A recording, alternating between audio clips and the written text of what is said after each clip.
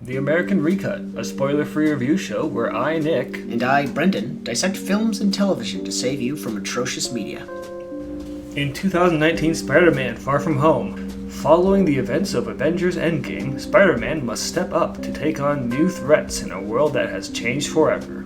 Directed by John Watts and written by Chris McKenna.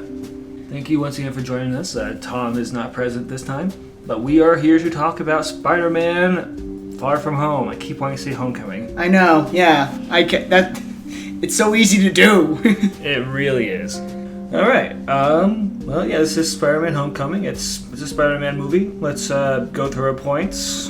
And let's start with the story. So, the story, It's pretty much what you expect. yeah, it's a typical, think of it as a typical Saturday morning action hero cartoon, you know what I mean? I think that's a little bit more pessimistic for its through tone than that would imply.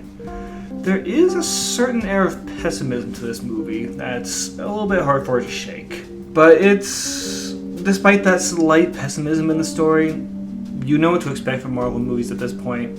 Everyone does. I know, they're assembly lining these things, so I mean, It's going to McDonald's and getting a Big Mac. Maybe you like Big Macs, maybe you don't, but you're always going to get a Big Mac. Yeah, that was a good comparison.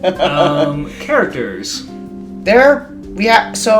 Some side characters get a little more limelight, and that's cute, but I think most of the side characters in this movie, compared with the original, kind of got flanderized a little bit. Like, they kind of had one joke or one trait that they were about now. Yeah. Whereas in the original, they had a little bit more going on for them. yeah.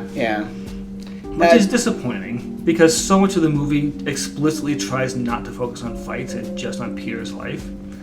Having the side characters get weakened in the script is probably not for the best. It did dilute Peter's perspective quite a bit, or just his life quite a bit, but I mean, almost everyone around Peter is kind of just down to like a one-liner or one joke.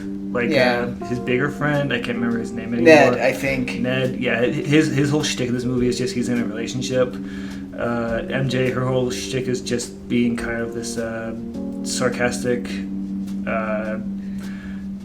in your face kind of character. Yeah. And then, there's a lot of stuff like that. There is. The side characters aren't great.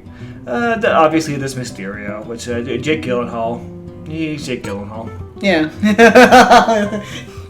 What else is there to say? Effects, yes. Themes. Effects, yes. Oh, that's.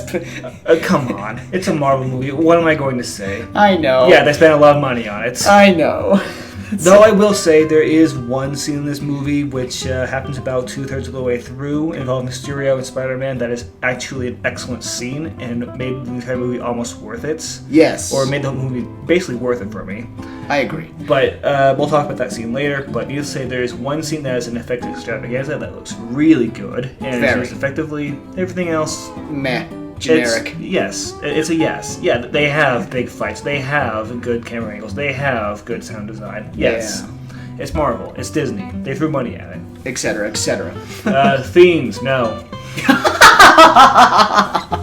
Yeah, okay. To sum that up, story, characters, yeah, maybe.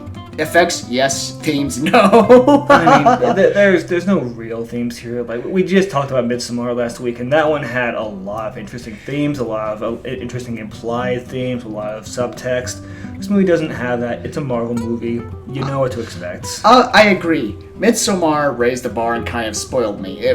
It was fantastic, but we're not talking about that. We're talking about Spider-Man. So they came out the same week. They're competing with each other. I get to at least try and barter on behalf of Midsommar. Well, and also let's look at the other competition coming out along with Spider-Man, Crawl, and that oh god, what was that one other awful movie? I can't think of it. Who cares? Yeah, so let's just go straight to: would you recommend seeing this in theaters? No, not really. No. Not me. I mean, it's just another Spider-Man movie. I think my answer is sure. Like, I can't ever say, like, I hate McDonald's because they're all the same, because it's McDonald's, they're all the same. That's what you go there for. So, if you like Marvel movies, sure. If you need closure about being traumatized because you are a child who can't stand the idea of a fictional character being killed off in Avengers Endgame, you're not going to get any closure. Nope. There's no closure. No closure. Yeah, let's, we'll see you at the Ramble, I suppose. Yeah, I guess. I mean, what else is there to say? It's Marvel!